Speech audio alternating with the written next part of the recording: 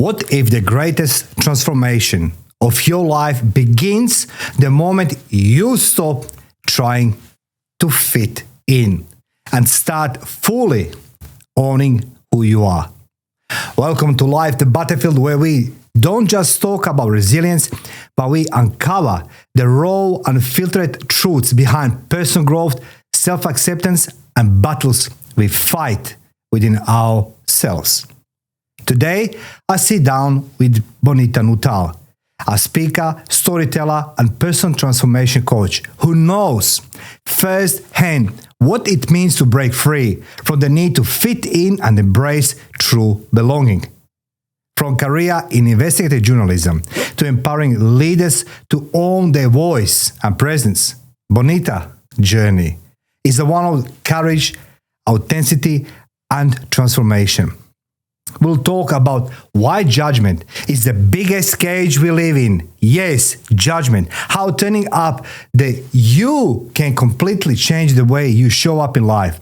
And why using your voice is the ultimate game changer in leadership, relationships, and personal influence. And here is the twist. Bonita doesn't just talk about stepping into your power. She performs. Her keynote speech includes a rap anthem, breaking all the rules of traditional speaking, proving that when you own who you are, you amplify your impact. The point is, if you are ever struggled to fit in, to be heard, or step into your true power, this episode will shake you to the core. Now, let's dive in and welcome Bonita Nuttall.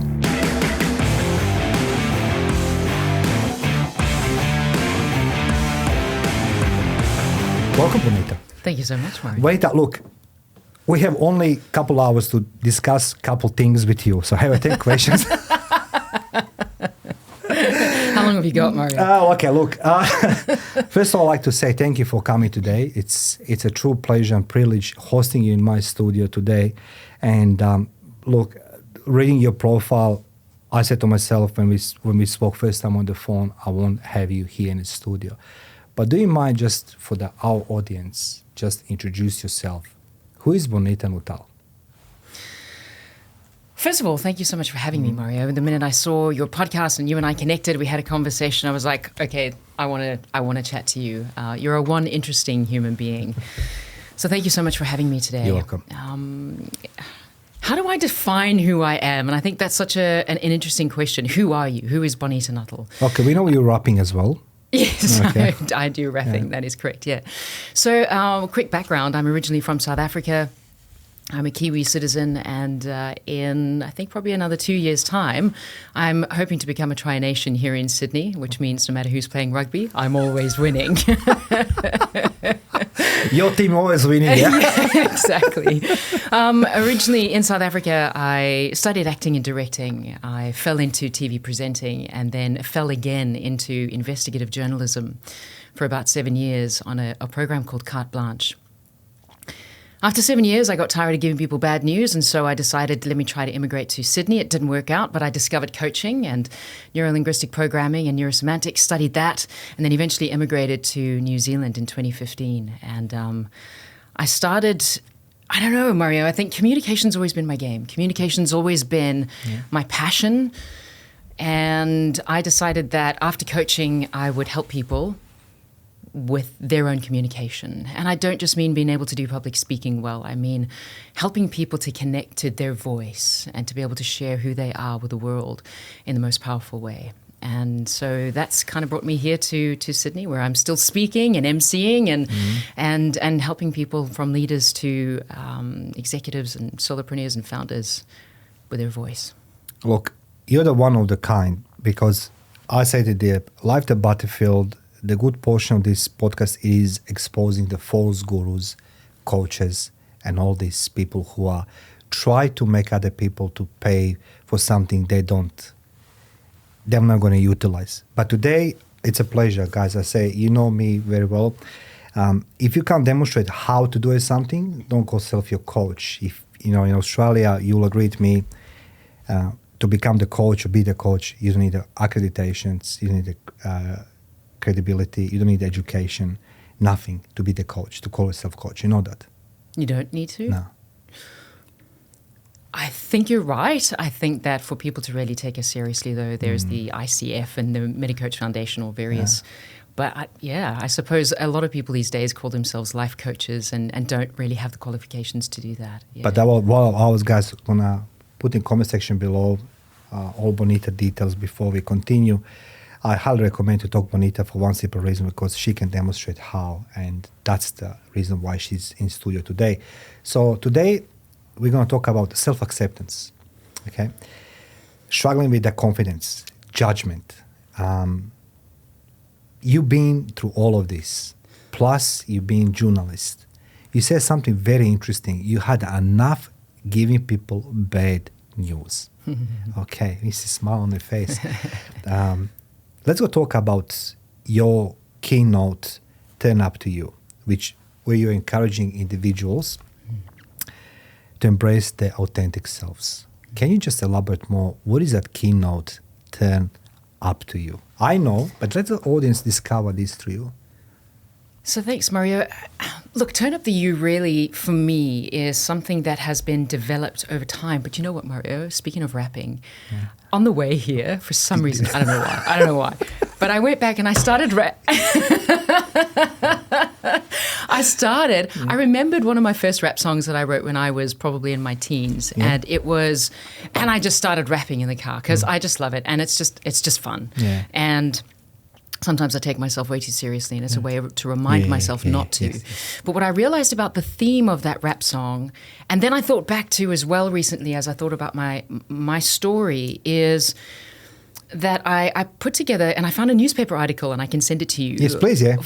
And it's this one-woman production that I did back in South Africa at Parker's Comedy and Jive. It was a stand-up comedy venue. Yeah. I'm not a comedian, but I was there, and I created this one-woman show. And what I realized was that there's this overarching theme in my life that's been there from when I was a kid. A teenager, and that is Turn Up the You. It is, if I look at the rap song, the G Rebellion it's called the G Rebellion because it's the good rebellion. It's about how do we go about creating the good reality in our lives. Yeah. And then I got to hear as a more of an adult, I suppose, an adult. And again, Turn Up the You started really emerging in me as I pulled back certain layers of myself, and I wanted to bring more of my authentic self to the world, to the way that I lead, to the way that I live, and the way that I contribute. And I want to help others do the same.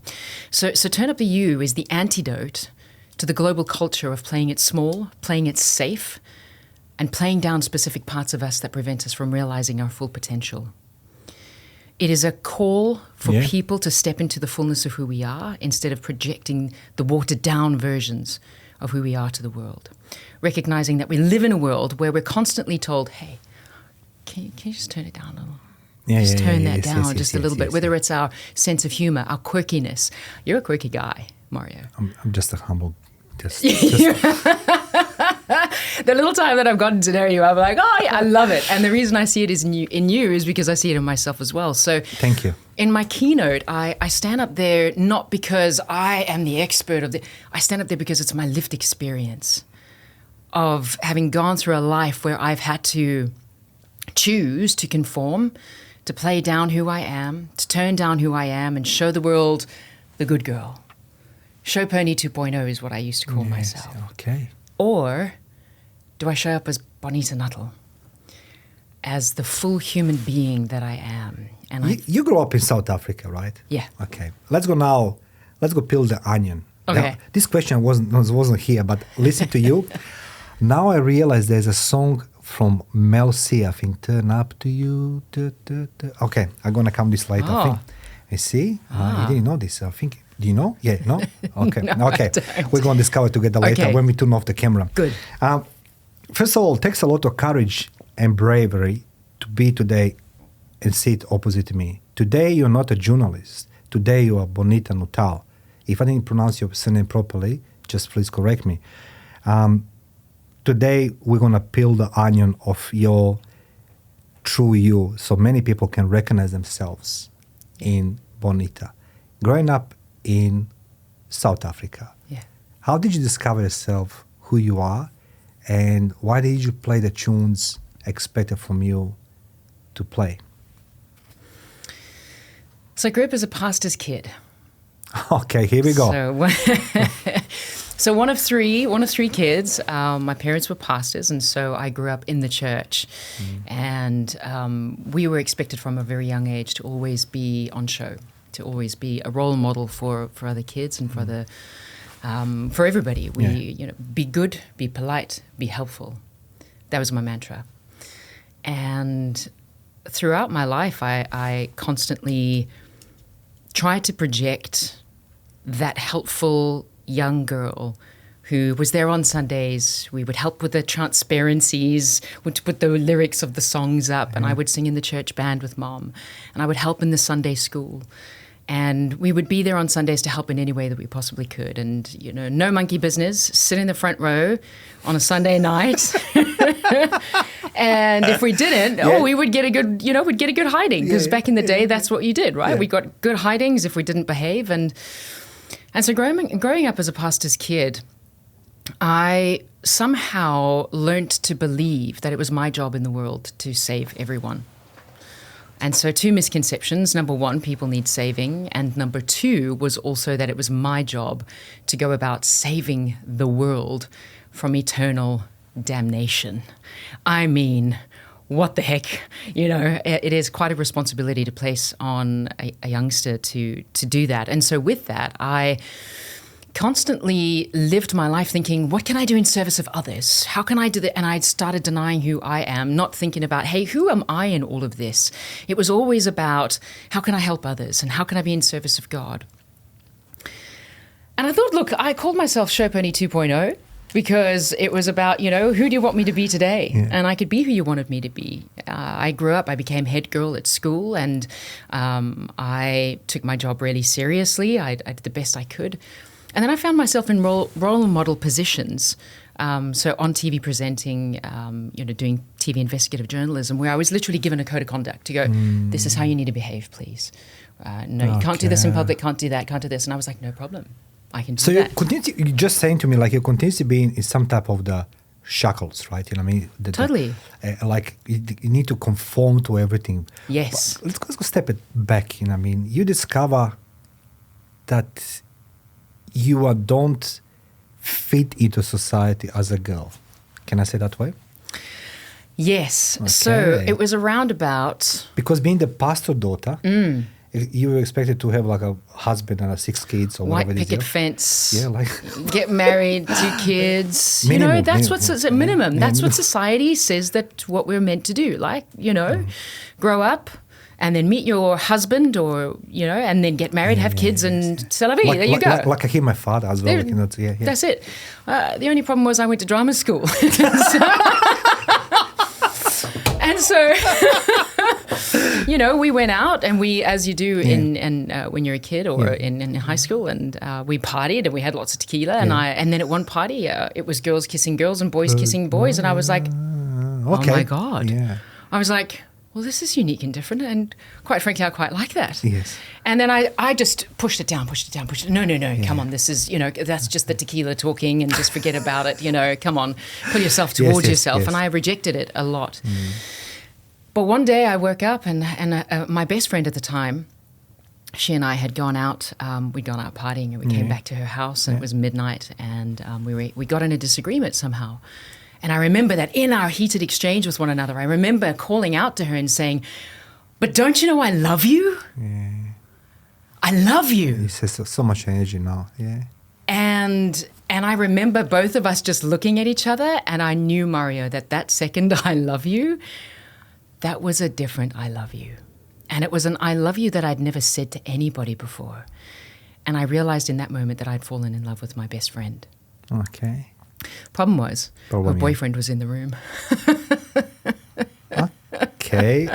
So, needless to say, we weren't friends after some time. But what I discovered was that, I identify as a gay woman, and so began the journey, Mario. Can you just quickly, for all our listeners now, just to understand, what obstacles, what battles you need to fight and win them to prove to society that you are same Bonita, even you as a gay woman?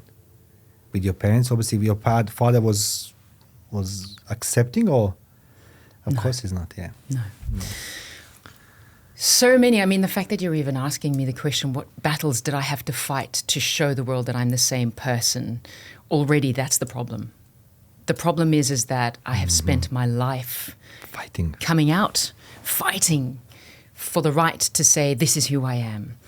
And, you know, Mario, today specifically, I want to make sure that part of the message that I leave here today is I'm not here to vilify anybody.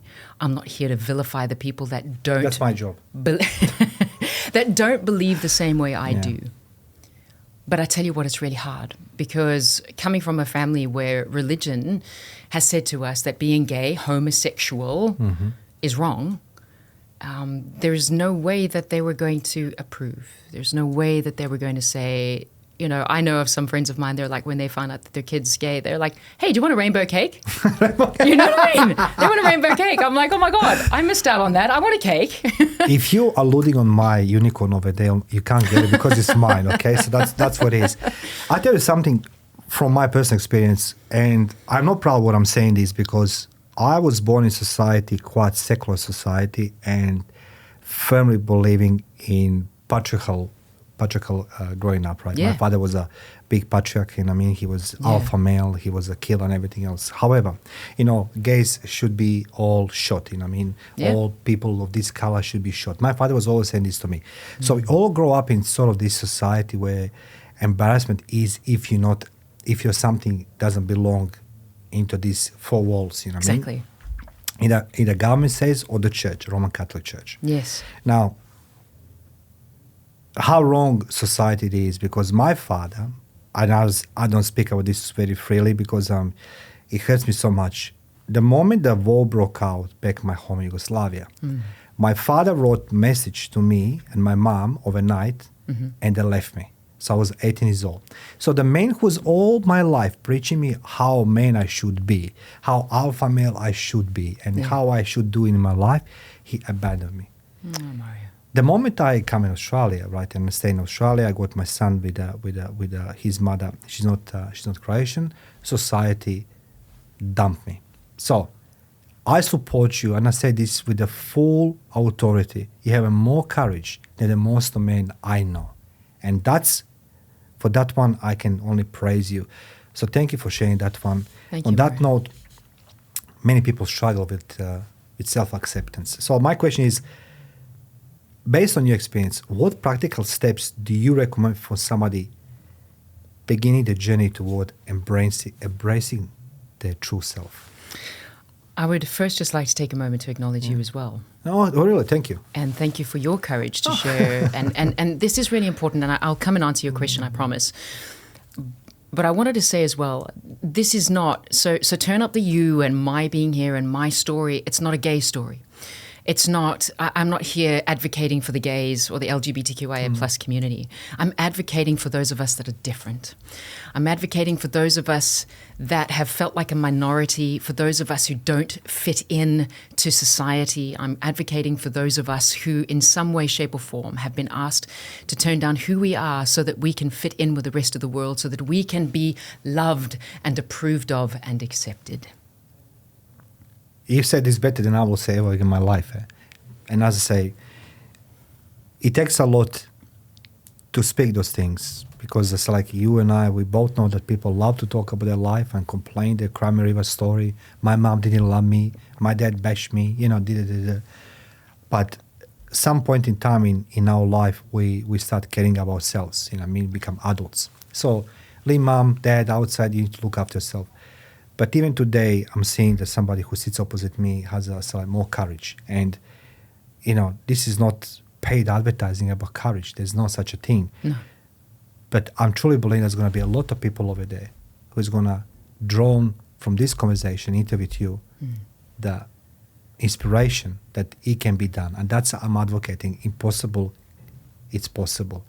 But only if people like yourself demonstrate this. Now, you owe me the answer to my question. I do, okay? sir. I do. So, look, I wrote it down. So, what practical steps do you recommend for someone beginning the journey toward embracing their true self? I think it starts with awareness. The first one is awareness. I think it is getting to the point of going, whose approval am I seeking? So for me, I needed to realize that, and even Mario, as recent as right now when Trump was just elected, my family and I had another disagreement about various things about Trump. My parents love me. My family loves me. I love them. We disagree on so many things. We are polar opposites on those things. And what I realized was that I got so hurt. I was so hurt when we were disagreeing. And when I heard again that some of my family doesn't approve of my being gay, some of my family doesn't support it, some of my family still thinks it's a choice, and that I decided to go against everybody and against, so I must just, some of them.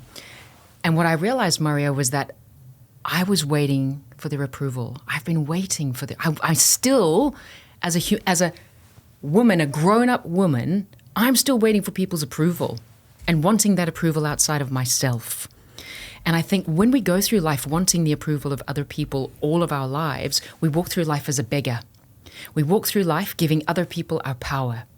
And I walk without my power going, please validate me. Please make it okay for me. Please make me okay. Accept me so I can accept me. And you know what, Mario? It's bullshit. It doesn't work. And so that's the first step for me, is recognizing whose approval are we truly looking for. And here's the other step, is then understanding that sometimes we're just never going to get it. We're just never going to get it. I know that it is not possible, given the framework, given the identity structure of some of the people in my family who identify so strongly with religion, for them to get to the point where they go, it's okay to be gay. And I accept that. So I think the first thing is awareness. The second thing is getting to the point of going, is this going to change? If it's not going to change, well, how do I take my power back? What do I need to do to take my power back? And I think the first thing is looking at it and going, how much am I approving of me? And really sitting with that and going, do I actually approve of myself?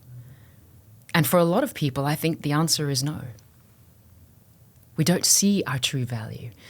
We don't necessarily see the full potential that we have. We don't necessarily see the ways that we belong. And the biggest journey for me of my life, Mario, and I think it will continue to be until the day I die, is learning that in the face of a world where I don't always belong, I will always belong with me. There's no many times during interview I am very quiet. I think this is my second or third interview in my 3 years of podcasting that I'm very quiet and absorbed like a SpongeBob, literally. Because I truly believe that people like yourself deserve to be heard, be seen, and being accepted by society. Thank you. Because we can talk about many obstacles in life, and we can face many battles ahead of us. Is going to be like, there's no question asked. We're all going to walk out today. We don't know what's going to happen. You know what I mean? Yeah. But the way we can learn, and I'm always going to draw this from my military experience, 14 years, when I have a drill instructor who told us in the classroom, this is a green button, and then we'll take that on the field. It's going to say, this is a green button, you need to press this, this, and this, and this that many times. And then we're going to say, demonstrate, you need to do on your own. So I got the theory, I got the practical, now I can perform the same task. Yeah. You today, one of the very few people I know literally demonstrate how to deal with the obstacles in life.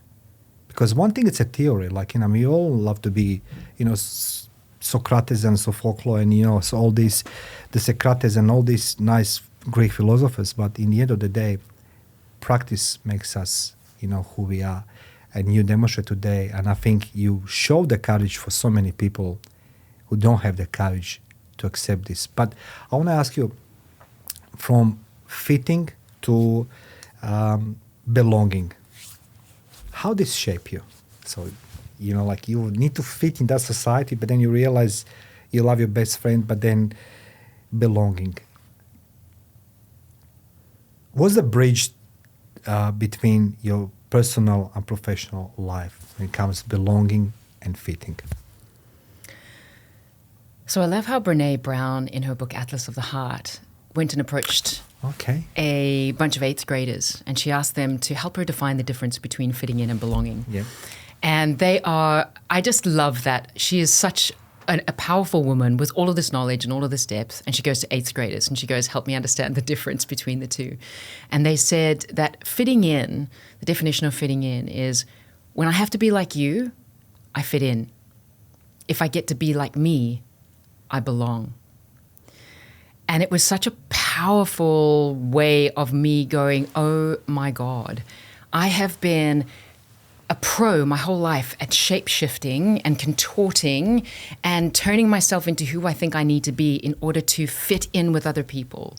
And it might be that I tone down my emotions. I don't know about any of the listeners, and I don't know about you, Mario, but I feel a lot. I'm one of those people. I'm wired to feel. So when it comes to emotion, I do. But not everybody knows how to handle emotion.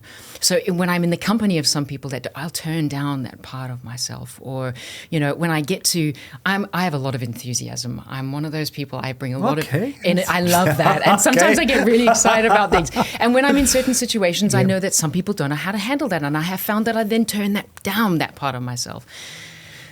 Until eventually I realized that I was doing it for the comfort of everybody else, but that I was in some way betraying who I am. And so I think, Mario, the journey and the bridge between going from fitting in to belonging is, I think, choosing to stop betraying myself, choosing to honor myself. You spoke about wanting other people to see, that's important for us to be seen and to be heard and for other people to accept us and acknowledge us and all of those things. On the weekend, I went to a water lantern festival. It was beautiful here in Sydney, and we got given water lanterns that we could decorate. And on it, I was reflecting on the last sort of few months of my life and how I, in some instances, still have not felt seen and heard in the instance of being a gay woman, still after over 20 years of being out. And on my lantern, on one of the panels, I wrote there my name. And I was like, oh my God, I'm still waiting for the world to see me. I am still waiting for the world to hear me. I am still waiting for the world to acknowledge me. And I thought, stuff this. And I wrote there, I see you, I hear you, I acknowledge you. And I wrote that to myself. And I think, Mario, that that's the greatest gift that we can possibly give to ourselves. The greatest gift that we can give to children and to future generations is the power of being able to go, when I see me and I hear me and I acknowledge me and I stop betraying me so that I can be what everyone else wants me to be, that's when I truly step into the uniqueness of who I am. That's when I'm walking in and living in my true power.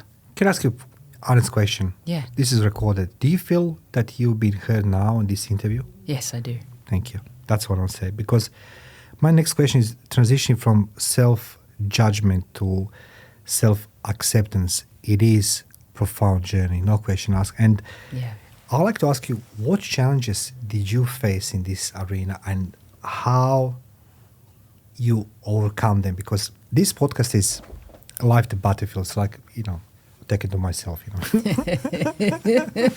Poor me. It's like, there's a lot of big names in the world who doing constantly podcasting, and we are exposed to their philosophy and the modus operandi of their life and so on. But you are from the people, for the people. You see, you represent 98% of the people. When you look at the market, and I've done research for my master's, 98% of the public speakers and the books about self-improvement, lifestyle comes from America. And I couldn't understand why, but okay. But today I have the best of the best, Bonita Nuttall. And I say best for the best because one thing it is, you can arrange the meeting and for podcasting based on questions. But today I try to ambush you because I want the best from you. So my question is transition between the self-judgment and self-acceptance. Okay. What obstacles did you face? So I want people to learn this from you. And how did you overcome them? It's not just for the gay woman, LGBTQ+++. It's for everybody there. And I say this, everybody. And again, you have the more courage than the most of men I saw in a war. So it's very important for me to learn as well from you. So please. Thank you, Mario. Thank you. That's very kind. I'm so getting me those buttons for him, I swear to God. You can't get That's mine. Going to be... Those buttons are going to be for self-judgment. Yes, when I get it right, and no when I do it. Actually, that's a great idea. That's a great strategy. Yeah. Do you know what it is, Mario? It is a journey, and it is a constant level of consciousness and conscious level of awareness that I feel is required through life. I am very hard on myself. I am a Capricorn, so I am also really hardworking. I have focused on work a lot in my life. I really love what I do. I am passionate about what I do, but I'm also really hard on myself. I'm also a recovering perfectionist who falls off that wagon very regularly and expects sometimes a really high level of expectation that sometimes is still unrealistic. And I think it starts with awareness. I still think that there are people that walk around today with a badge of, they've got the badge of honor that goes, I'm a perfectionist. And they walk around as if that's a good thing. No, it's not good. And it's not a good thing. No, it's not a good thing. I'm a perfectionist. Yeah. Well, are you okay? That's what I want to ask. Are you okay? Because 9 times out of 10, I know as a recovering perfectionist, I have burnt myself out. I have been super hard on myself. I have been hypercritical of my thighs, of my ass, of my, seriously, I was just, and I was in the Mardi Gras. I had the beautiful privilege and honor of being in this year's Pride Parade in Sydney. First time in my life. And I marched down there as a bluebird. Okay. And it was, oh my God, it was so exhilarating. I was only asked 2 weeks outside of the parade whether I wanted to join, and so I had 2 weeks to get a costume together. Yeah. And our whole theme was about liberation.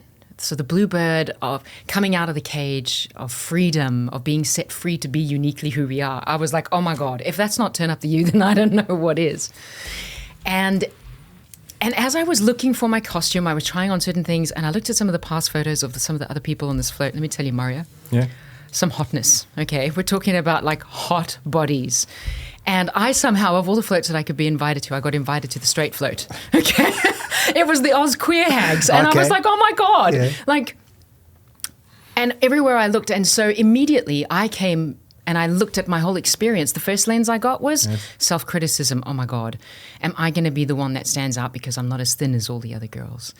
Maybe I'm a little bit older than all the other women who are on there. And I went to go and get my costume. And so I still have all of these same hang-ups that I think most women still face in the world. When it comes to summer, I'm looking in the mirror. I'm looking at my ass. I'm looking at my thighs. I'm going, shit, how's that bikini fitting this year? Yeah. Let's put on another tan.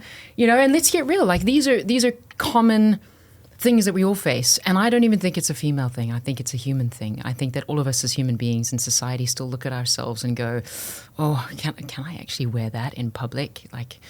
And so I think the first thing is, again, it's catching it. It's about awareness. I believe that the true leaders in this world start with leading from the inside out. And I think that it's about leading myself first. I can't lead anybody else, Mario, unless I know how to lead myself. And with that comes self-awareness. And so self-awareness of going... Do you understand now why I like and enjoy this conversation with you? Why I don't interrupting you? Because you demonstrated something what was expected from us in military. There's a famous writer called Joseph Campbell. Maybe you heard of him, maybe not.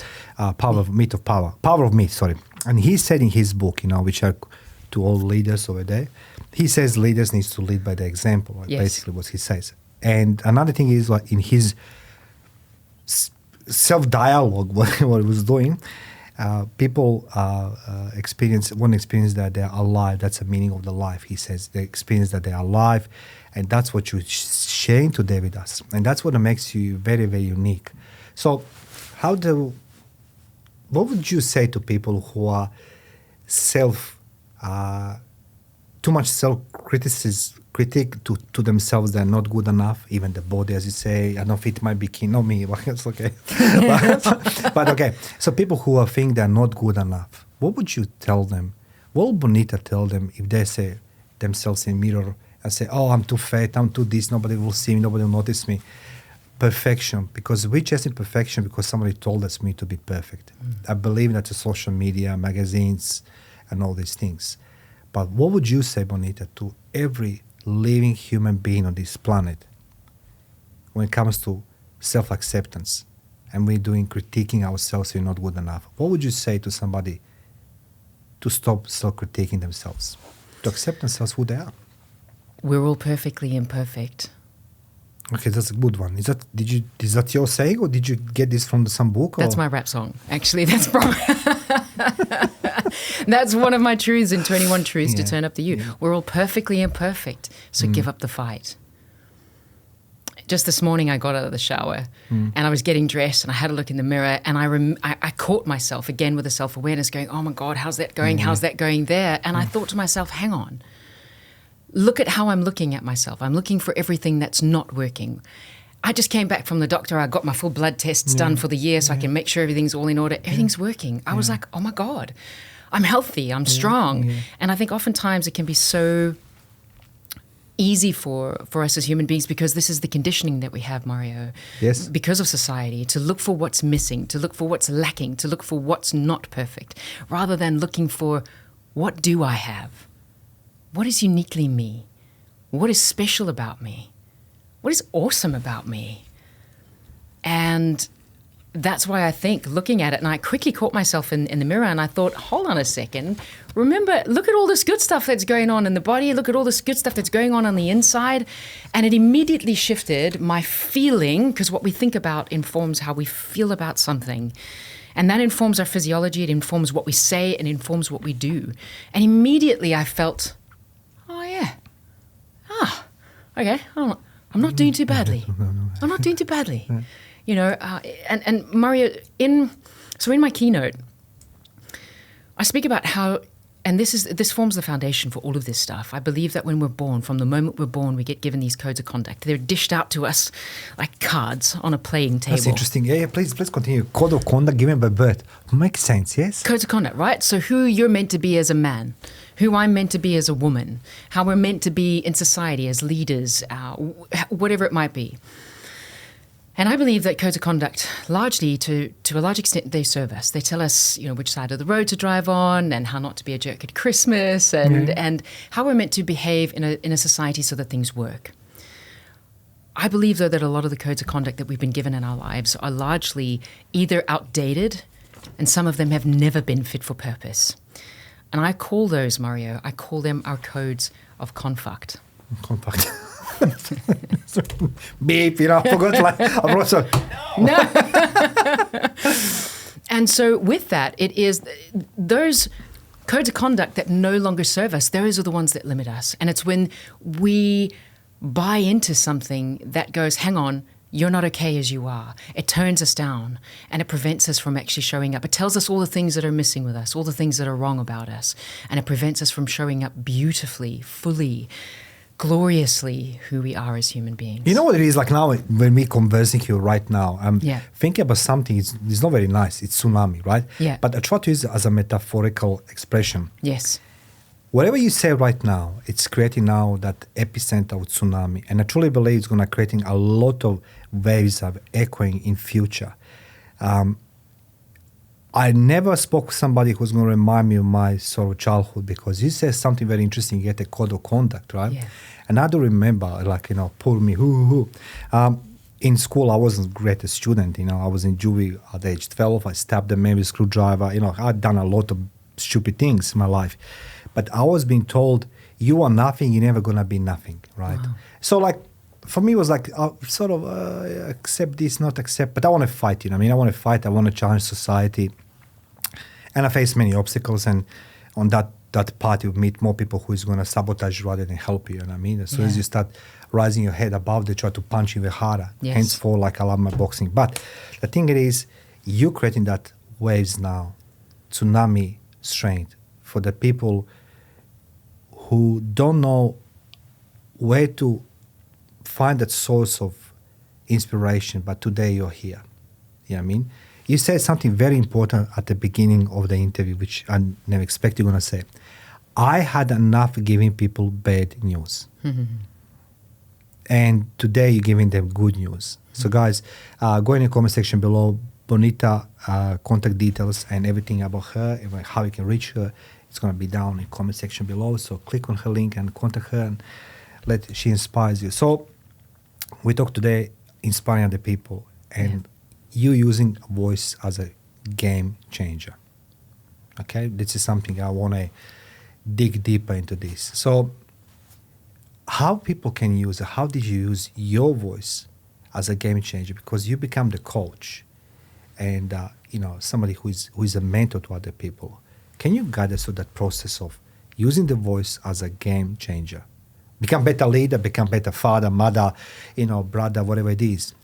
And who better than Bonita Nuttall, somebody who is always on the verge of fighting with parents and the family and everybody else, and then yet you love each other and you continuously still here sitting and sharing with us. Voice, game changer, now.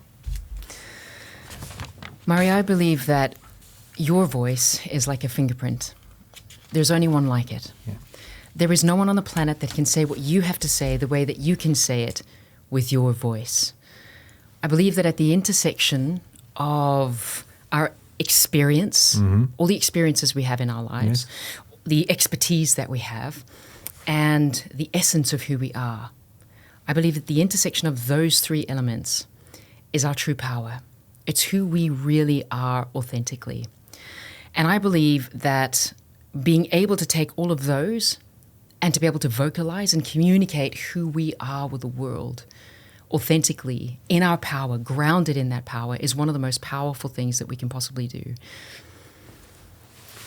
Makes sense, yeah? Being able to use our voice to influence, being able to share messages of positivity. If we look at what's happening on the internet today, we have a look at how misinformation and voices are being used to polarize people, how information is being used to break people down. I had just the other day some guy thinking that he was trying to help me, but broke me down, criticizing every single part of how I'm showing up.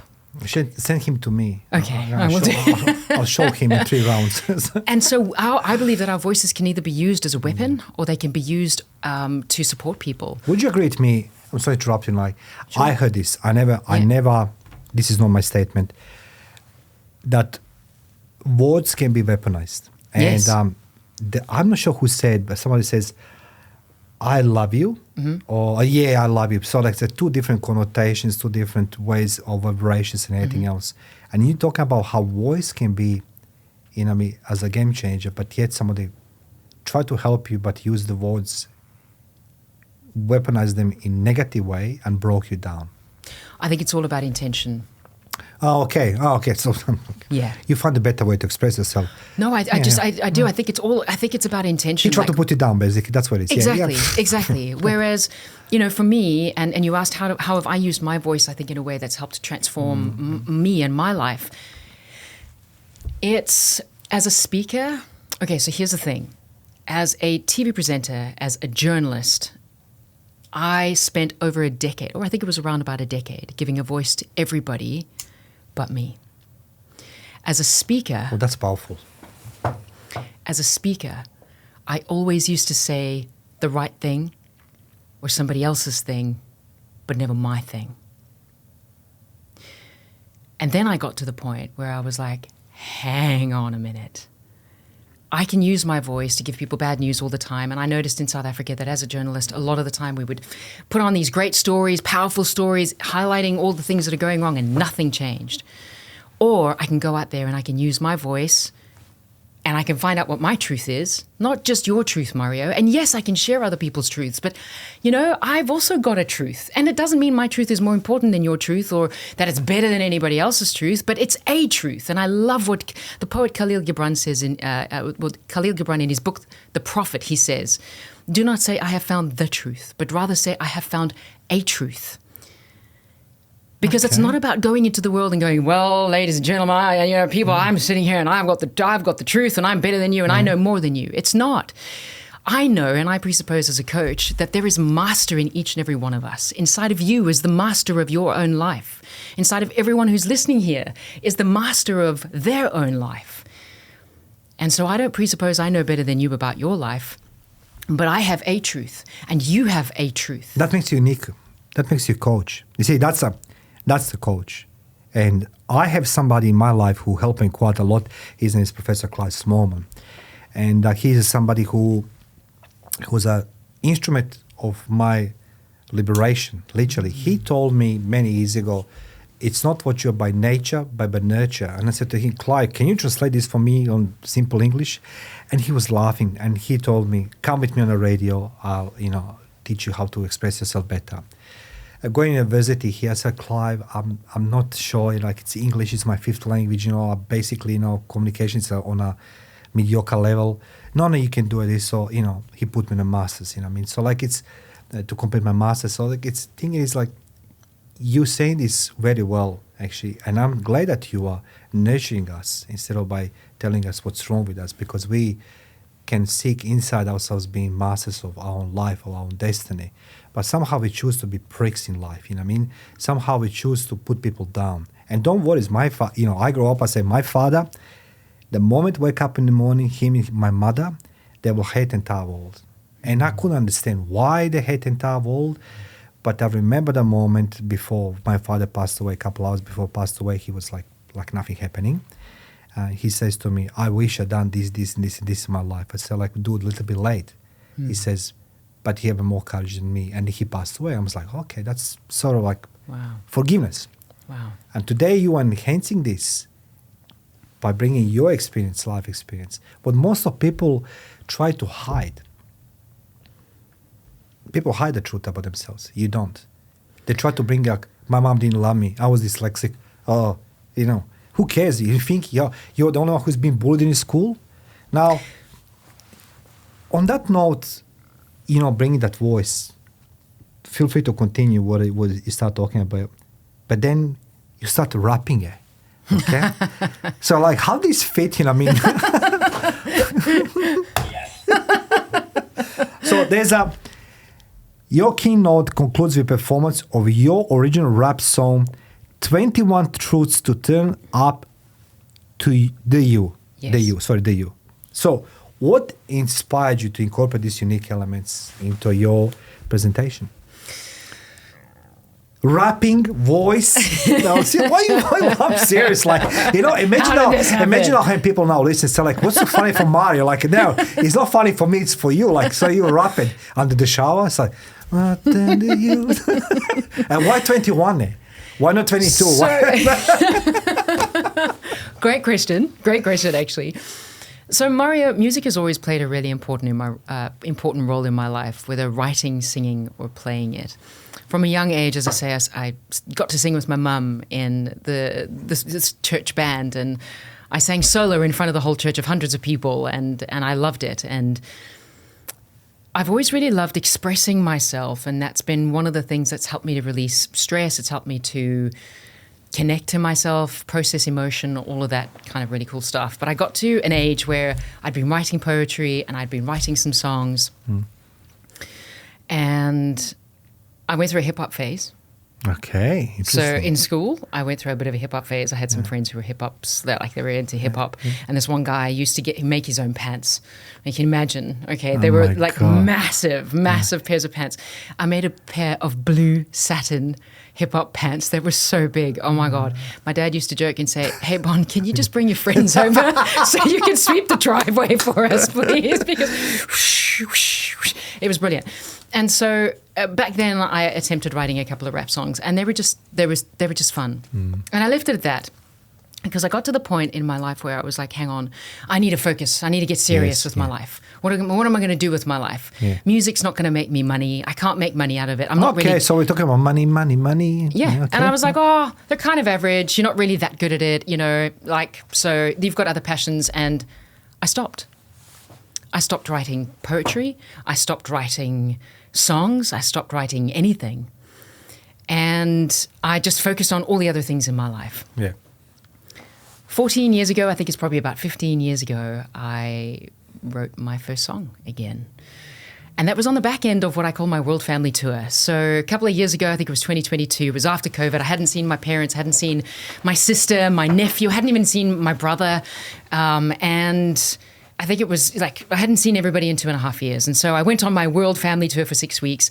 I went to LA to see my nephew. I went to New York to see my sister. I went to my parents in Florida, and I was living in Auckland at the time. So I came to Sydney to see my brother and his family. And during that time, I got stuck in Ian, the Hurricane Ian, which was the biggest hurricane to ever hit Florida. And it was a hair-raising experience. But I mean, Mario, I think there are very few things in life that can teach us lessons like going and spending 6 weeks with your family. Really? Okay. Really? You don't think so? I don't know. Like, you No? know, just, look, I don't know. My parents passed away 30 years ago. So, like, you know, I'm 52 now. So, like, it's, you know, but I don't think...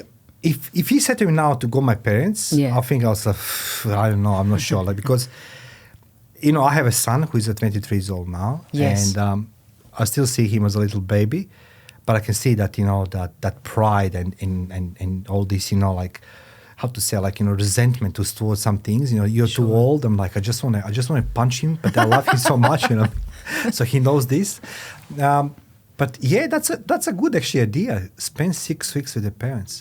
I think with family, I believe that families are some of our greatest teachers in our lives, and I believe that because oftentimes I think in families some of the biggest conflicts and some of the biggest challenges that people face, and so for me, that's true. I believe that we're on this planet together, journeying together to be some of our greatest teachers in life. And I can look at it as them, you know, I'm just being, you know, terrible, or they're just being terrible, but I believe we can learn a lot from one another. Can I just stop you there? Like, sure. You said something very interesting, that the family can be one of the biggest teachers. I have saying, and I can say this relating to my son, that he's my biggest teacher, actually. You know, he literally is. You know, he was... You know, he developed epilepsy late in his life. You know, he struggled with the diabetes and everything else. Now he's healthy. He's one of the million kids, you know, who gone through that ordeal and comes out healthy. But you know, he was my biggest teacher because like I was a little bit like a little girl, you know what I mean? And I was afraid everything about, you know, what's happening around him because I couldn't face, you know, reality potentials being one day. He's going to be without me, I can't protect him, and he has epilepsy, right? So like, I was being very angry with myself and very afraid. Sure. But then he showed me that, you know, I should not be afraid. But now you demonstrated this again, and you don't even know that story. That's I say to guys, I want you to jump on link down and please contact Bonita, you know, hire her for your next gig, because this conversation, as I said, we have a couple hours to talk. So guys, if you're driving between the Sydney and Melbourne, that's a good interview for you. I want to touch something else, you know, so rapping. Yeah. Where the people can hear that song? So, is there any link on YouTube or something? So yeah. So it's on Spotify. Know, but that's like, it's on Spotify. Yes. It's on Apple Music. It's on YouTube Music as well. So just go look up 21 Truths. I'm gonna put guys in the comment section. I know, but I try to ask you because you know I can't tell the people I know everything. But you know, yes. So 21 Truths to Turn Up the You, and the reason it's 21 Truths to Turn Up the You. Yeah, what 21? No. Is because I came back from my world family tour and I'd learnt so much.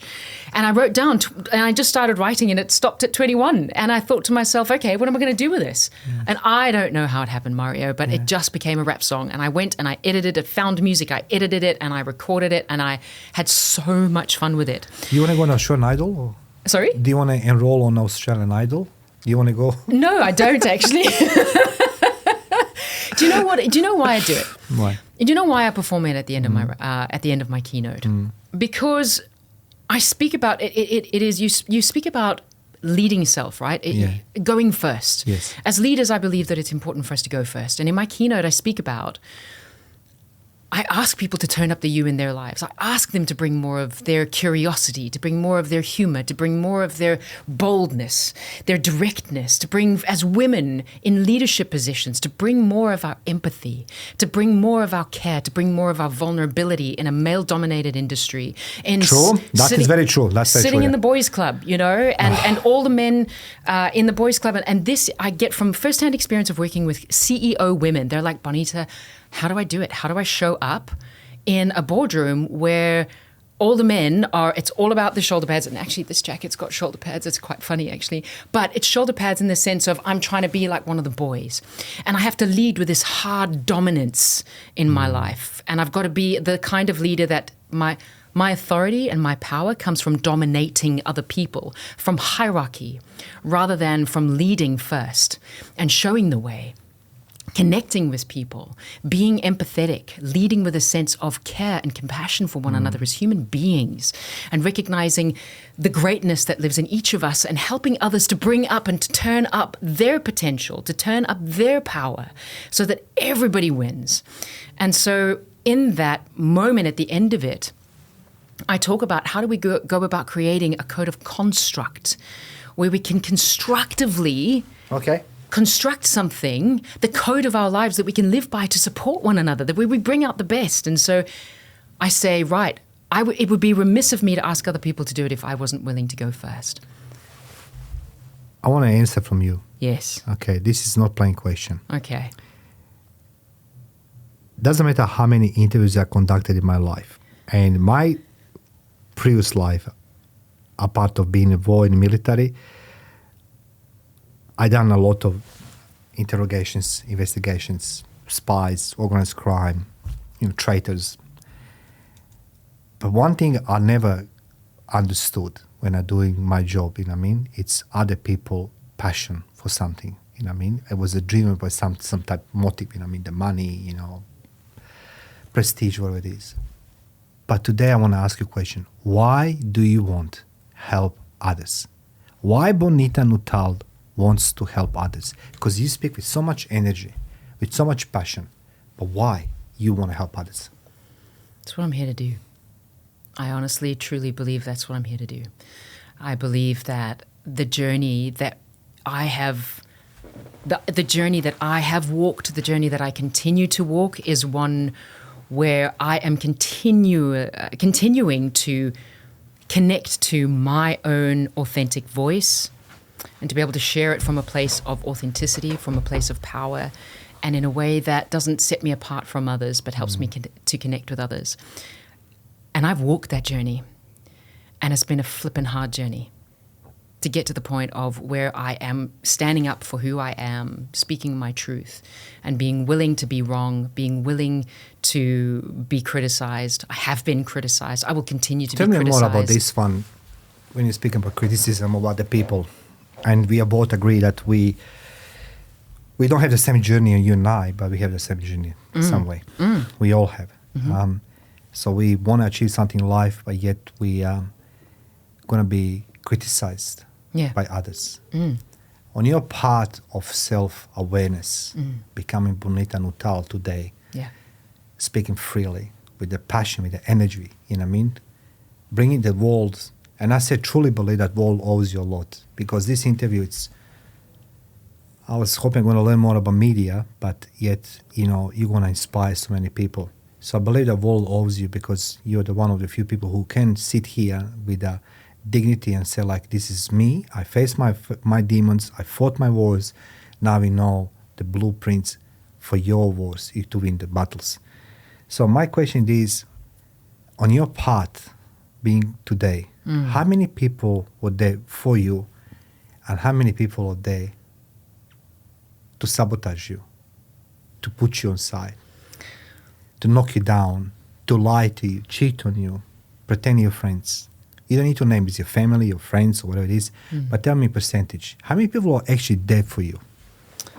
I can count probably on my one hand the people that I would trust with my life.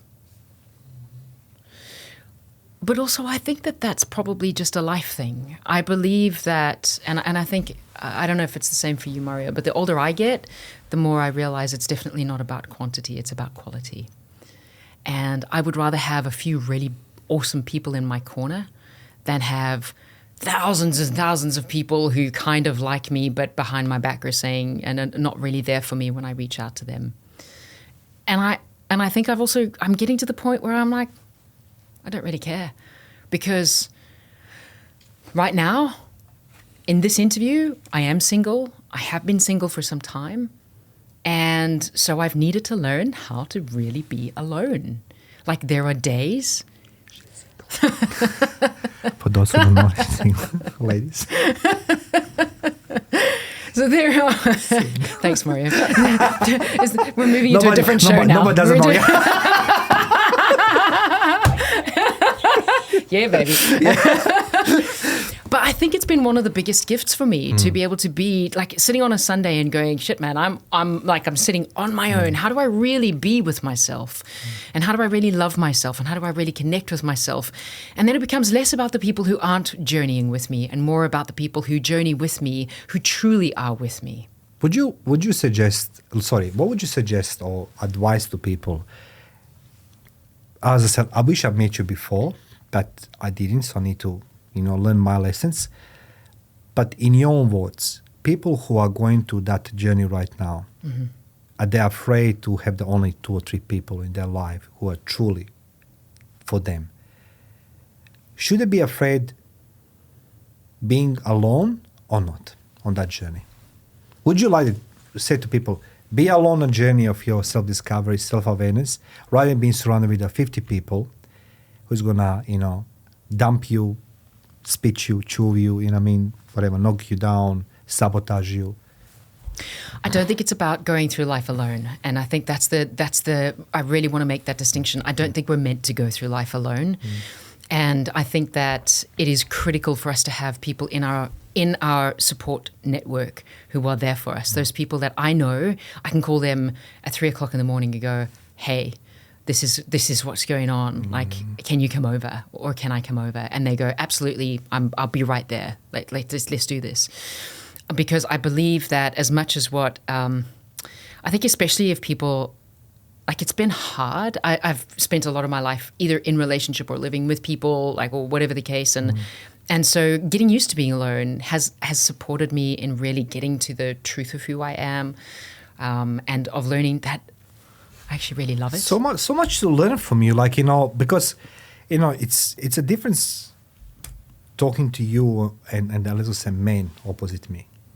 But men has a tendency to prove themselves how big and important they are. But I know in my life, personally me, when I didn't have the friend, I have my imaginary friend called Freddie. Cute, I love that.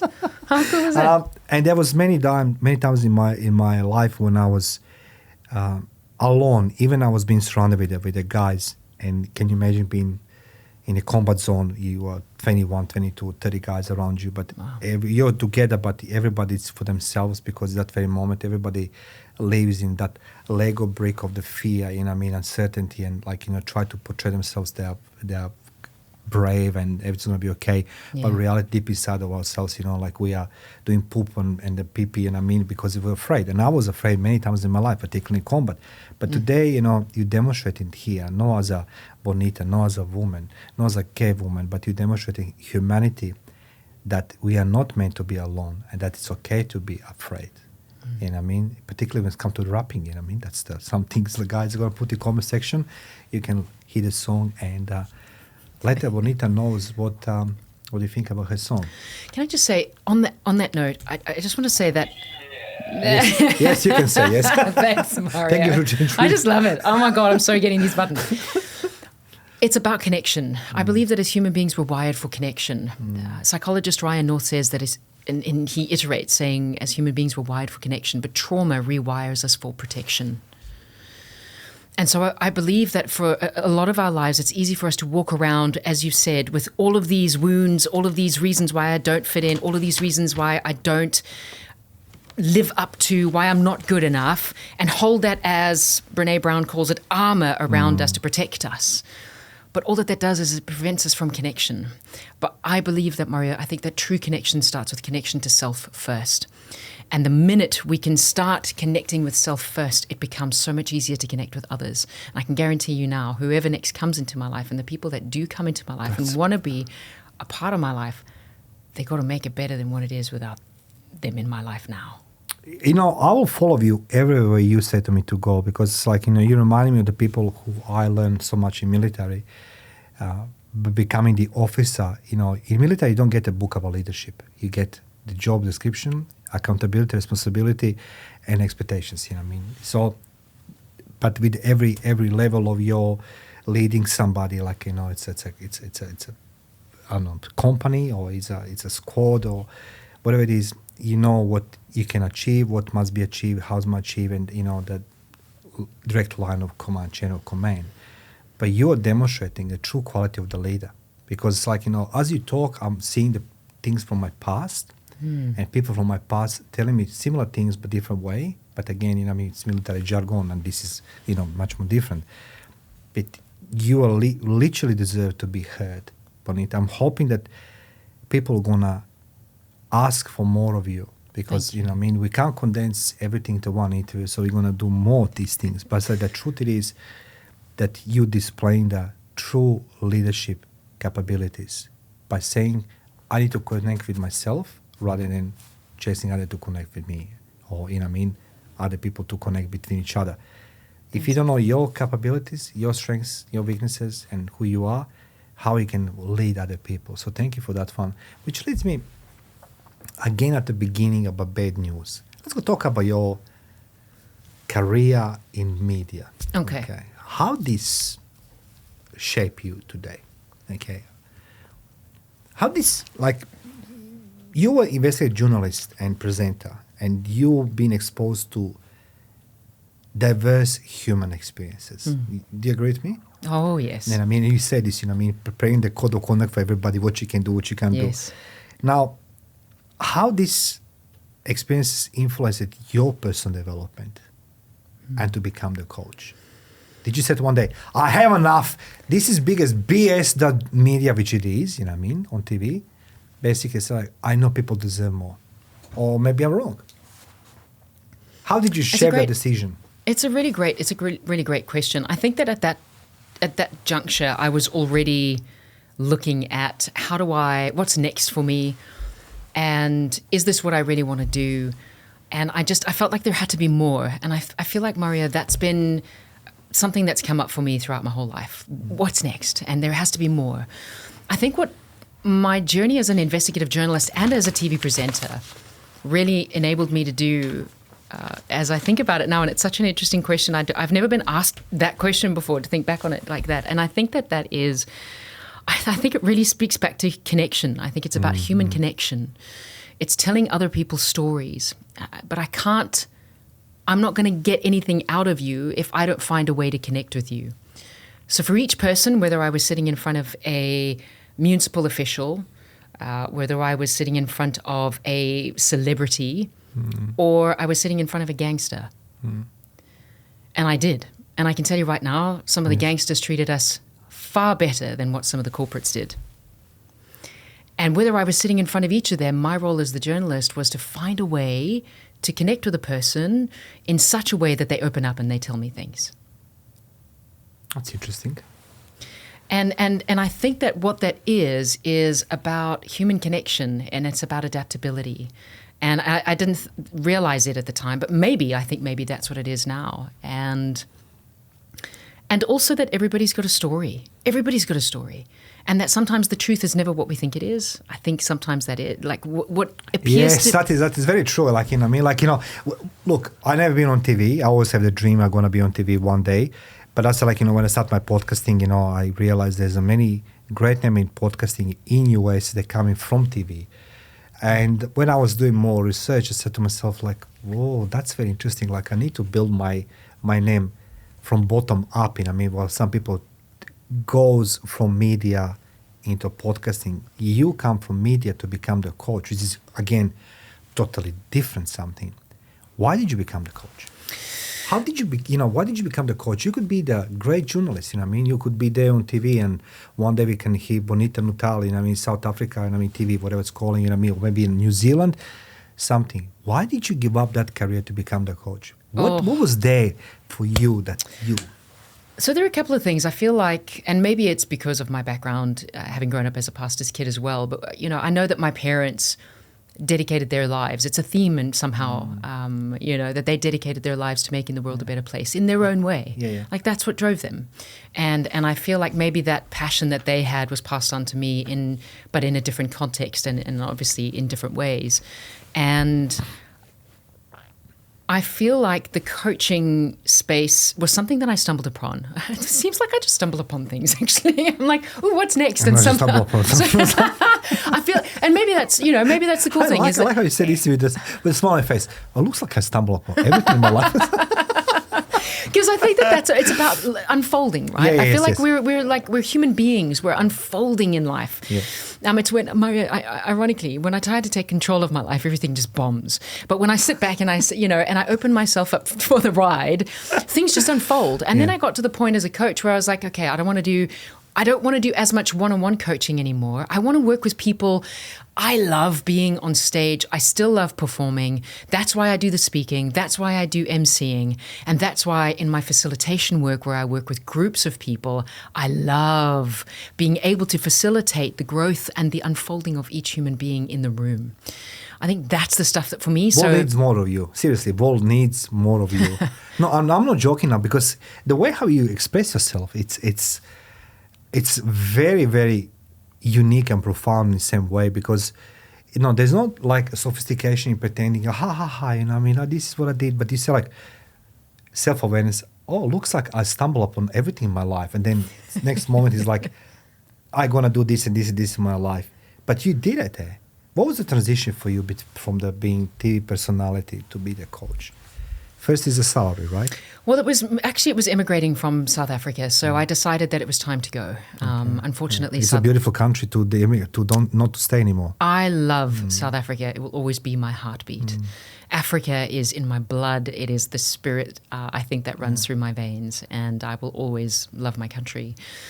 But I knew that if I wanted to be all of me, and if I wanted more opportunities in my life, that it was time for me to go abroad. And so I went to New Zealand first, and then I'm so grateful. New Zealand will be my second home and my second heart, and I got citizenship there, which then enabled me to come here to Sydney as well. And so, I feel like it's actually all been a journey. And the transition for me was, what's next? And I think this is such a great conversation. Thank you so much, because you're helping me in what feels like a bit more of a transitionary period of my life again. Invoice is coming under the table. No, but I'm glad that, yeah. Because I feel like, and this is the thing, Mario, I feel like we're not as static, right? Well, like we're not, as human beings, we're not this table. If I came back here in a week's time, this table would still be a table, and it would not have changed. We're constantly evolving. We're constantly growing and expanding. And I think, how much do we allow ourselves to lean into the next part of who we are? I feel like I'm in that phase right now, where I'm leaning into growing into more of who I want to be. And unfortunately, I do feel like I've lost a couple of years in my career that I could have been further in certain things had I not immigrated 4 times in my life, because we lived in the States when I was a kid. Yeah. It's a lot. And so every time we immigrate, I arrived here in Sydney in April 2023 with my life in 2 boxes. I didn't even own a knife and a fork. And so it's literally been building up all of that again. And so within that is the grace to allow myself to build and to rebuild, and also reinvention. And so within that... That's a good one, reinvention, yeah. Is the unfolding, right? It's like we constantly... Like every day we get a chance to reinvent who we are. If we think about Madonna, like how many times has she reinvented herself? Look, she can't reinvent herself anymore. I think she's become authentic plastic now, but it's okay. She's augmented now reality. But I mean, but this is the thing. We get to choose as many times as we want to. And so the transition to go from that into coach, and I don't even want to, like, here's the thing for me, Mario. I don't want to label myself and go, I'm only a coach. I'm not only a coach. No, you're not. I feel like I am here as a support person. I feel like I am here as a guide in life. I feel like if I can in some way walk beside people and to where do we go next? And let's unfold together and let's uncover the steps together. My grandfather told me, be careful what you wish for. Because I truly believe this interview. I think that you're going to attract a lot of people, because we didn't use the word coach very often today in our interview. And that's what makes me very happy. He never brought this, I'm the coach, I'm the coach, I'm the coach. And, as we discussed this at the beginning, there's plenty of these gurus, plenty of these false, coaches and promising people, some things that they know it's not possible. But one thing you promising to people through this conversation, that is the hope. And another thing it is that don't be afraid to live the life. Because 4 times you moved, US, this and that, and every time you say you need to reinvent yourself, it's a display. It's something money cannot buy that experience. Because you speak English, okay, that's fine, but the culture, environment, demographics, the folklores, you know, I mean, just to name the few. I could go through this. So how do You know what it's like. Look, I never dreamed I'm going to come to Australia. Yeah. You know, I was very happy in military, but then, you know, one day I always said to people, like, it's, you know, be careful what you wish for. My grandfather always told me this, and, you know, I say, I want to be now 007. I have enough of the military, 14 years. I think I come to my pinnacle, and I was quite young, late 20s, 27, 28, and I knew it. I have maybe a few more years before, you know, they tell me, you know, you're the war hero in going to retirement. And, you know, I knew myself I'm going to end up become alcoholic or something, because you lose the purpose. You lose the focus on. That's what the military is good. They give you the purpose. Yeah. But when they finish, that's it, boom. Nobody cares anymore. So, you know, I've been recruited to the foreign intelligence. That beautiful lady walks in, you know, if you saw her, like, oh my God. She gave me an envelope. She says, Monday morning, that address. I said, like, this is not moving. Anyway.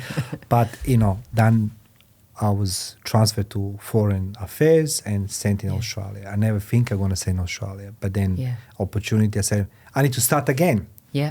And the moment I decided to start again, everything what I was working for collapsed. There's no badge, there's no gun, there's no shaken or stir martini, there's no chicks, you know what I mean? There's no... You know, I'm the international spy. I become the bouncer. You know, I'm the taxi driver. I got a child. Because another thing is, you know, people that don't know this, but, you know, I said this proudly. I was being married back in Croatia, and, you know, I found out I can have a kids, and, you know, things going from bad to worse, as you can imagine. But suddenly I have a kid here through IVF. So I need to stay. So that's the reason why I'm in Australia. But today I'm still 52, 53. Going to be in September. Today I'm learning from you. That's what it is. Life, it's a journey to learn. And as you say something, older you become, more you love the life. At least I appreciate this one. And the more I learn from you too, Mario, and I think you've touched on something that's so important there. Yes, please. Is never for us to walk through life thinking that we can't learn from one another. That's correct, yes. And I think that every single human being that we encounter, we can learn something from, whether they're younger than us, older than us, same age as us, doesn't matter. And what I want to really acknowledge you for, and it's coming up for me to share. Oh, thank you. To share now is you've reinvented yourself so many times. And I've heard a bit more of your story before we actually got into the interview. Oh, thank you. And the way that you have stood up for who you are in spite of people telling you to turn down who you are. Who do you think you are? You're not going to be a podcaster. You're not going to have this great podcast where you're going to talk to people.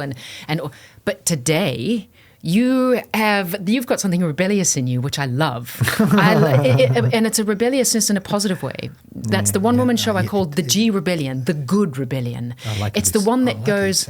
I'm not going to conform to what you tell me. I'm not going to turn down who I am because you told me to. And what you've done today, Mario, is you've created a platform for people like myself where you honor us and our lives. You honor every single one of the listeners who is here, that is listening, to be able to hear, to be able to feel connected, to be able to support them in their life, in their growth, and in their journey. And that, my friend, is the impact that you're having in the world. Well, you know... I need to make a joke now, guys. This is not paid commercial, so because I've never been good in getting compliments, right? Because it's like, you know, we both grow up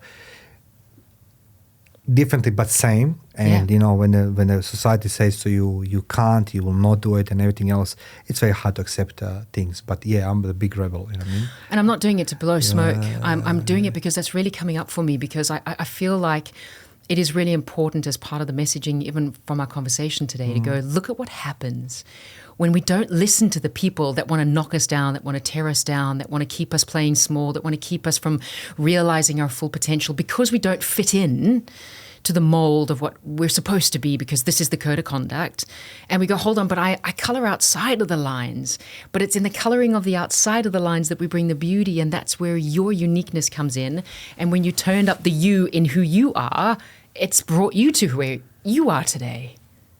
You know what? You just gave me food for thought now, you know what I mean? Because I was watching the other night the movie called Air, you know, Ben Affleck. Did you watch this one? No, I haven't yet. Matt Damon and Ben Affleck. Ben Affleck, it's like, doesn't matter what movie he plays, even Batman, he always cries. This guy always cries in the movies, always cries.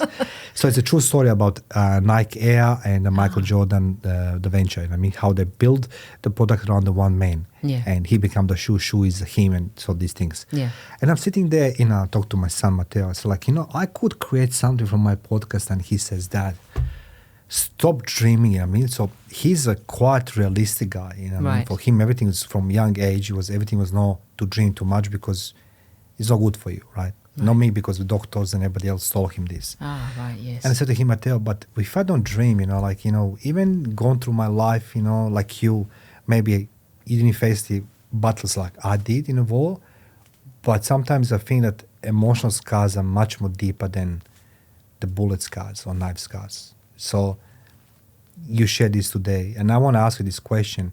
Helping women, yes. Truth turn up to you. You as a woman, you as a coach, what do you see as the most common challenges women face in embracing their authenticity? Without fail, and I bring this into my keynote, I bring it into my workshops, without fail, it is still women self-doubting themselves. Ah, okay. Self-doubting. Self-doubting themselves. And I hate to use the word because it's become so popularized, but if we want to use the term, imposter syndrome. Okay, fake it till make it. Okay. Please, hit me up. Hit me up. So and not only women, but men as well, to be fair. Absolutely, I agree with you. There's no reserve for the women only, yeah? It is definitely by far the top challenge that I see facing a lot of women in the leadership space and in the corporate space specifically. But also, I tell you what, there's still, Tall Poppy is alive and well. Mario, where a lot of people don't want to see other people succeeding. And it is this uncomfortable thing when a woman steps out and goes, this is who I am and this is what I'm doing. And people go, who do you think you are? Who do you think you are to think that you have an opinion, to think that you can have something that can change the world, to think that you can do this big thing?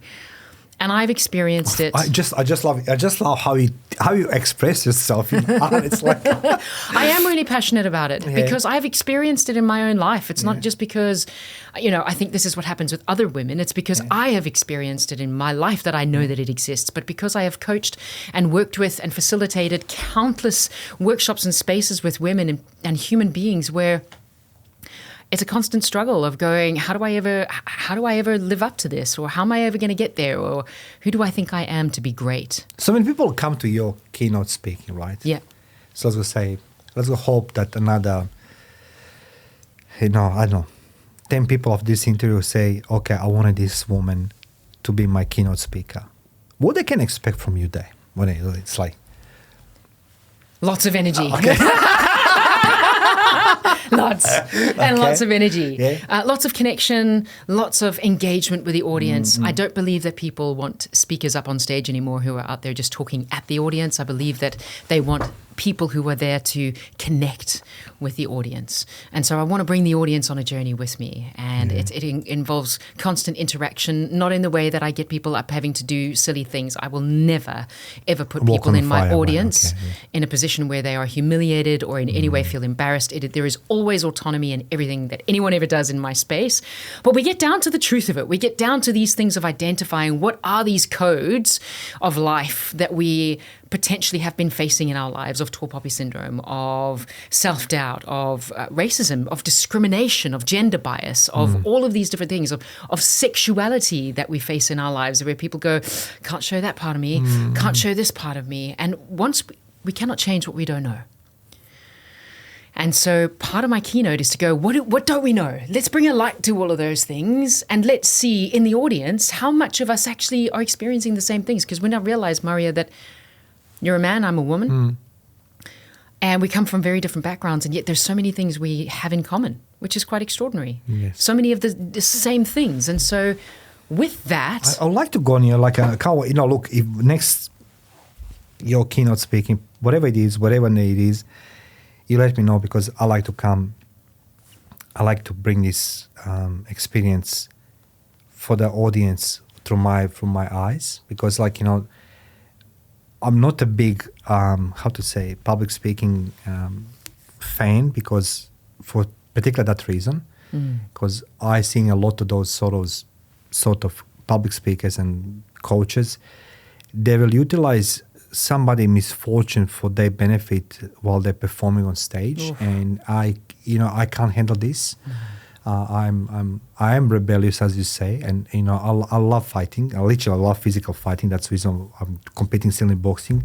Cool. But I stand up for the little man, because it's hard to defend yourself. And I told you, I remember, I'll not lie to you. In 2009, I went into my first Chamber of Commerce meeting and I cried, and the guy told me, "You're never going to succeed because you need a speech therapist." And I was shattered. I said to myself, fuck, man, it's this normal. I'm 38 years old, but those words stabbed me. Sure. You know what I mean? And then I spent years apologizing people before I even opened my mouth. I'm sorry, my English is my first language. People's like, and? Yeah.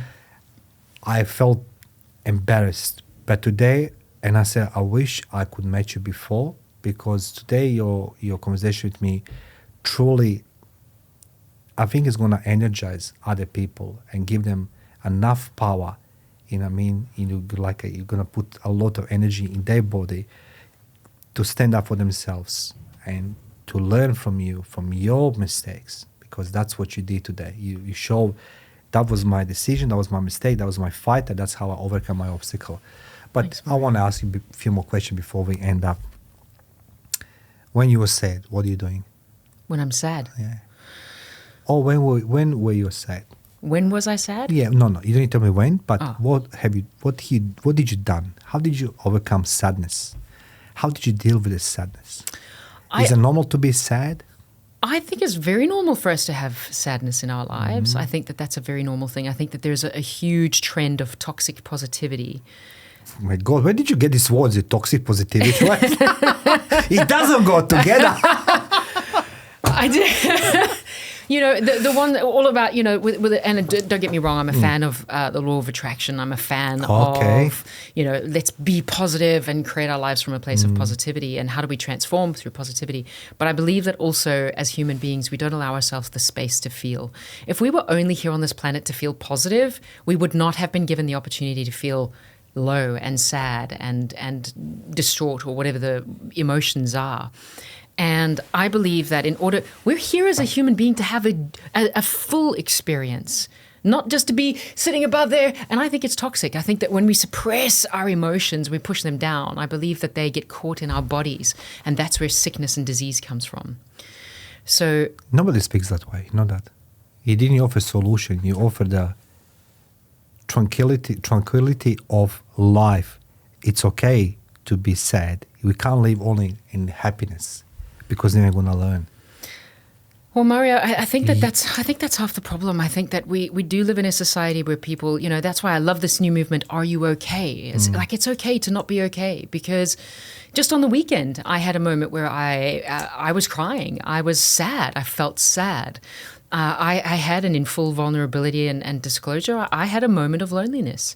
And I sat in my home, and I've done all the work of I'm okay, and I've got people in my life, and I know that there are people who love me, but I had a moment of feeling really alone. I admire you for that.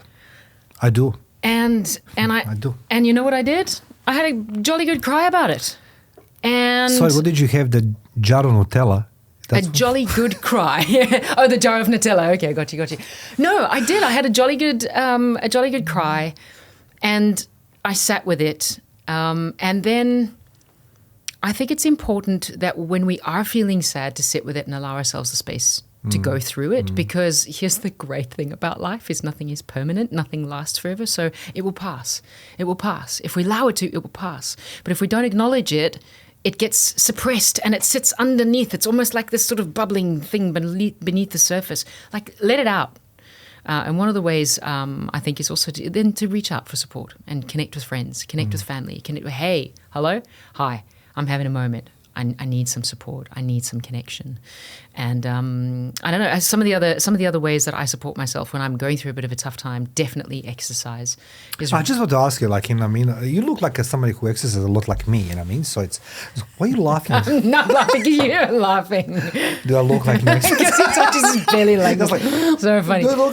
Okay, so exercising, how important it's to exercise for the well-being in life, not just the physical, but mental? When I don't exercise, I'm no good. I feel like immediately, if life is tough and I go exercise, I feel better, because it releases all the feel-good hormones in our bodies, right? And then also I know that, the croissants I had over the weekend, I'm like, okay, we did a little bit of, we negated that a little bit.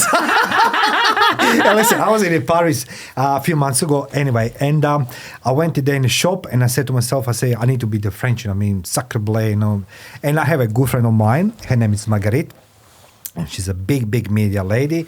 And she says to me, go there, go do this, go do that. And I say, okay. And I say, look, I bought a croissant. It's huge, It's like literally like this big one. Beautiful. And exactly. And so smashes like 6,000 calories. So I feel guilty. But I sit in bed like, oh my God. So, for the morons like me, they make it for the tourists, it's a huge one. Sure. And I'm like, I should not eat this. So Hey, come on. Do you know what? And I think that's the thing, Mario. Like, life's about balance. That was not balance. That was unbalanced. That's what it's like. So can I ask you before we wind up, Sure. What are you offering actually? What is Bonita Nuttall offering to society, to the corporations, to individuals? What are you offering as a services?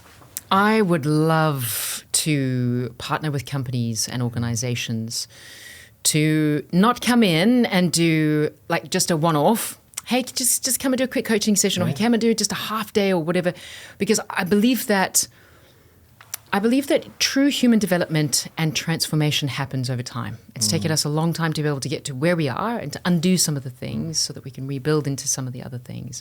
Reinvention, reimagination, and recreation of who we are, I think that takes time. And I believe that as human beings, we need time to unfold. I can give you a whole bunch of checklists and worksheets and things like that in the public speaking space, building leadership, executive presence, building confidence. I will show you how to be more influential on paper. And you can go away and you can do a few exercises. But I believe that we lead from the inside out. I believe that we present from the inside out. So my programs are evolving and have changed into a partnership. I want to partner with people. I want to walk with people, holding hands with them over a period of time where we go together, we go, right, I have leadership, executive presence, and communication programs that support leaders, founders, and speakers in being able to develop that sense of real confidence. So I use my model called the voice code, where we unlock the intrinsic intelligence within each person that runs our voice, allows us to connect to who we are intrinsically, connect to our power. Personally, I give practical tools and things that people can use, like the worksheets and templates. And then we look at performance. How do we put that into action? Are we showing up in a way and speaking in a way that is influential? Are we being dynamic? Yeah. Are we being boring as batshit? I want to save the world from more boring as batshit leaders who are up there killing people with PowerPoint. Please. Again, I said this, for the day number one we spoke. I said like there was something in our conversation, I never saw in person, but we spoke on the phone. Yeah. And I was like, I was gonna go in favor of the people who can demonstrate how. When I meet people who talk a lot, I say, how do you know? And Sure. That's like, what do you mean? I say, how do you know? Like, don't tell me, I know. How do you know? But today you demonstrated this, and I say, must be my previous, job description. As a military man, we will never talk about theory. Everything must be supported by the practical and demonstrating training. And you've done this today. And I truly believe the world, after today's interview, will discover Bonita. I'll make it my part, because I believe that what happened to you, it's for the reason, and that is to coach, train, how do you say, not repurpose, how do you say, reinvent people, to people reinvent themselves based on your battles. You faced it, some of them you lost, some of them you won, And you said this very well. We don't know what's going to happen, in future. But I'm glad that world has Bonita Nuttall, so they can rely and they can seek assistance of yours. Bonita, thank you for being my guest on Life the Battlefield today. Oh, Mario, thank you so much for having me. Honestly, it's been such a treat. Thank you to everyone for listening as well. And thank you for hearing my story. Thank you for creating such a beautiful, safe space for me to share and for the opportunity to connect. I really appreciate it. Thank you, Bonita.